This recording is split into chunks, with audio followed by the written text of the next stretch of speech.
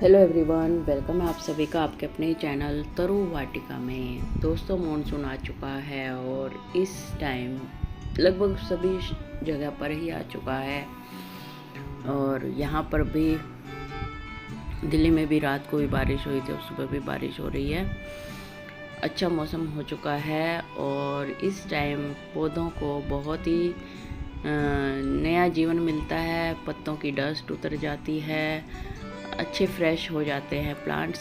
और ये जो आपको स्क्रीन पर प्लांट दिख रहा है, ये मोगरा इसको बोल देते हैं, बेला बोल देते हैं, जैस्मिन बोल देते हैं, जूही बोल देते हैं। बहुत ही फ्रेगरेंट, अच्छी फ्रेगरेंस देने वाला प्लांट है। खुशबू बहुत अच्छी आती है इसकी। और ऐसे ऐसे अगर 3-4 भी आपके उसमें हो गार्डन में तो पूरा गार्डन महक उठेगा। आज मैं इसी की क्या टिप्स आपको बताऊंगी। इसमें गुच्छों में फूल आते हैं, देखिए स्पेंट भी कितने होते हैं और आते भी कितने हैं इसमें। तो जो स्पेंट फ्लावर होते हैं उनको निकालना बहुत ज़रूरी होता है ताकि जो प्लांट है वो पूरी एनर्जी उन फूलों को दे सके जो अभी खिलने वाले हैं या खिल रहे हैं।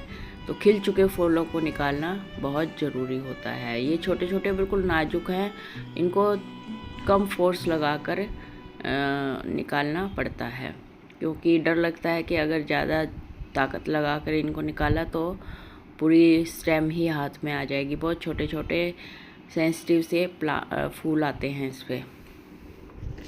तो आज इसी की केयर टिप्स आपसे मैं शेयर करूँगी, इसलिए वीडियो के एंड तक बने रहिएगा ताकि आप भी इस टाइम अपने ये वाला प्लांट बेला का अपने गार्डन में लगाकर खुशबू बिखेर सके अपने गार्डन में।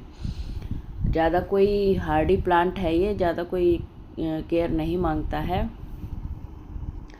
तो सबसे पहले हम लेते हैं सोयल किसी भी प्लांट की हो वेल ड्रेन ही लेनी चाहिए क्योंकि अगर वेल ड्रेन सोयल नहीं होगी तो रूट रोट होने का डर होगा, पानी जमा हो जाएगा रूट्स में और या फिर पानी ऊपर खड़ा रहेगा मिट्टी के ऊपर, रूट्स तक पहुंचेगा नहीं तो भी पौधा डेवलप नहीं होगा। और ये बनाने के तरीका मैं काफ़ी बारी बता चुकी हूँ, फिर भी बता देती हूँ जो न्यू व्यूअर्स जुड़े हैं उनके लिए कि वेल ड्रेन सोयल कैसे बनानी चाहिए। जैसे गार्डन सोयल ले ली 40%, 30% वर्मी कंपोस्ट या गोबर खाद ले ली और फिर 30% आपने ले ली राइस हस्क या जो सैंड होती है कंस्ट्रक्शन सैंड, वो अगर रूरल एरिया से हैं तो राइस हस्क भी ले सकते हैं क्योंकि वो उनके रूरल एरिया में तो खेती करते हैं लोग तो उनके फ्री में ही मिल जाती है ये। तो राइस हस्क भी ले सकते हैं वहाँ के लोग। और इस तरह से हम वेल ड्रेन सोयल बनाएंगे। वेल ड्रेन सोयल बनाने का फ़ायदा ये होता है कि रूट्स को ऑक्सीजन भी मिल जाती है, हवा मिल जाती है, रूट्स हेल्दी होती हैं। रूट्स हेल्दी होंगी तो आपका प्लांट भी हेल्दी होगा और ये इसके फ़ायदे हैं। वेल ड्रेन इसलिए किया जाता है। फिर आता है हमारा प्रूनिंग करना। प्रूनिंग आप कब कर सकते हैं इस प्लांट पर ज़्यादा ब्लूमिंग लेने के लिए? प्रूनिंग आप फरवरी में कर सकते हैं और अक्टूबर में कर सकते हैं जब इसके ऊपर ब्लूमिंग नहीं आती है, तभी आप इसकी प्रूनिंग कर सकते हैं। वरना ये प्लांट सीधा सीधा जाएगा, मल्टीपल स्टेम मिलेंगे आपको प्रूनिंग से और मल्टीपल फ्लावरिंग मिलेंगी। और स्पेंट फ्लावर को ऐसे निकालना ज़रूरी होता है जैसे देखिए मैं निकाल रही हूँ, ताकि प्लांट अपनी पूरी एनर्जी फ्रेश फूलों को दे सके और बर्ड्स को दे सके, अच्छे से इसके विटामिन्स और न्यूट्रिएंट्स यूज हो सके। और फिर वाटरिंग की बात करें तो वाटरिंग इसको मॉइस्ट रखना बहुत ज़रूरी है मिट्टी को इसकी। और इसलिए पानी इसमें चेक करके ही देना है, बहुत ज़्यादा कीचड़ नहीं होने देना है। और 2 दिन में एक बार या डेली जैसे आपको ठीक लगे वैसे इसमें पानी देना है, वाटरिंग करना है। अगर बहुत पानी है इसमें तो अवॉइड करें वाटरिंग करने से एक दिन। और फिर आता है हमारा फर्टिलाइज़र।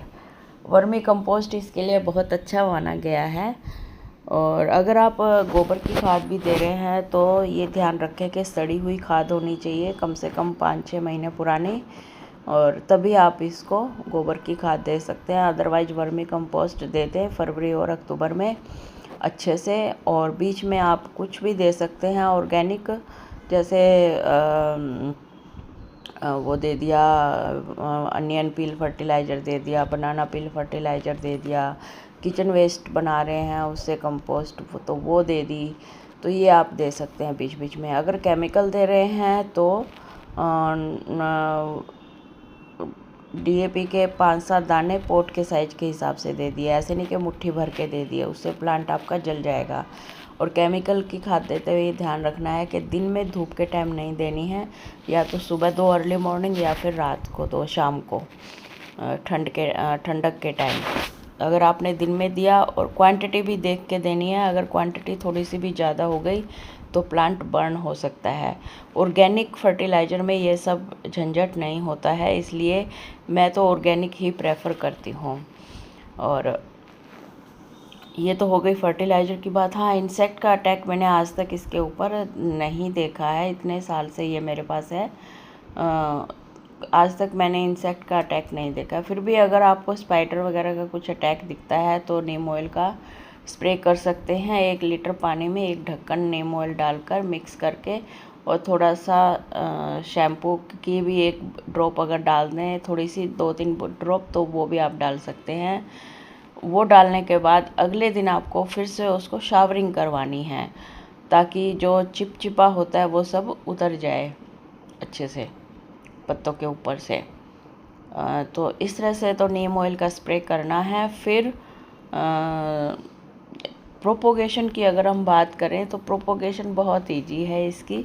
स्टेम पेंसिल जितनी लेकर आप इसको प्रोपोगेट कर सकते हो। और ये जो टाइम है मॉनसून का, ये बेस्ट टाइम है। इसमें हर प्लांट की प्रोपोगेशन 100% सक्सेसफुल रहती है। आप ट्राई कर सकते हैं।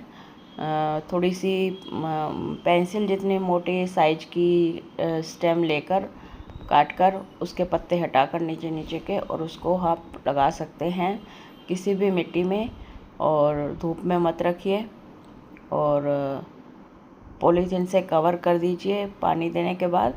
और फिर देखिए आप वो लग ही जाती है। अगर कॉन्फिडेंस नहीं है तो उस स्टेम को आप एक स्टेम को पानी में भी डालकर ग्रो कर सकते हैं, तो उसकी आपको रूट्स दिखाई देने लग जाएंगी 20-25 दिन में। तो इस तरह से आप अगर प्रोपोगेशन करते हैं कटिंग से, तो कम से कम 5-7 कटिंग एक साथ लगाइए, तो 1-2 तो उसमें से ग्रो होगी ही होगी 100%। तो इस तरह से आप प्लांट को मल्टीप्लाई कर सकते हैं। और मॉनसून के टाइम मतलब नए महंगे प्लांट लेने से बच सकते हैं, काफ़ी पैसा बचा सकते हैं। अगर आपके पास नया नया गार्डन है तो आप सभी प्लांट्स की कटिंग को ग्रो करके देखिए, और ग्रो कर कुछ ना कुछ उसमें से आपको पक्का प्लांट मिलेंगे ही मिलेंगे। तो ग्रीन पत्तियां रहें इसके लिए आप इप्सम सॉल्ट का यूज कर सकते हैं, केमिकल यूज कर रहे हैं तो।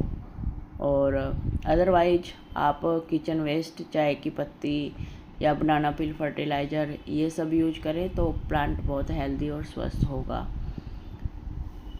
तो किसी केमिकल की आपको ज़रूरत ही नहीं पड़ेगी। पोट का साइज अगर आप चाहें तो पोट का साइज 10-12 इंची से बड़ा ले सकते हैं, क्योंकि फ्लावरिंग प्लांट है और बहुत बड़ा जाता है ये प्लांट। अगर क्यारी है तो आपके पास क्यारी में लगाइए, तो उस जैसी तो कोई बात ही नहीं होती। तो अगर क्यारी में प्लांट होता है तो आधी केयर करना तो वैसे ही ख़त्म हो जाती है, आधे काम तो इस तरह से आप अपने प्लांट की केयर कर सकते हैं। और लोकेशन मैंने आपको बता दिया, 6-7 घंटे धूप में रखिए, 5 से 7 घंटे, तो इसमें ब्लूमिंग आनी शुरू हो जाएगी। ये मैंने बिल्कुल ओपन में रखा हुआ है छत पे, तो देखिए इसमें गुच्छों में फूल आते हैं, बहुत अच्छे लगते हैं और बहुत खुशबू आती है। बहुत ही हार्डी प्लांट है, बहुत ही कम केयर मांगता है ये प्लांट। और मेरे ख्याल में मैंने आपको सारे बता दिए होंगे। हाँ, गुड़ाई आप करते रहिए, 10-15 दिन में एक बार गुड़ाई कर देंगे तो रूट्स हेल्दी रहेंगी। और लोकेशन की बात कही आप, प्रोपोगेशन की बात की, फर्टिलाइज़र, इन्फेस्टेशन और सारे मैंने कवर कर दिए हैं। इसी के साथ ही वीडियो का एंड करते हैं। आई होप आपको वीडियो अच्छी लगी होगी। चैनल सब्सक्राइब करके जाइए। Bye bye.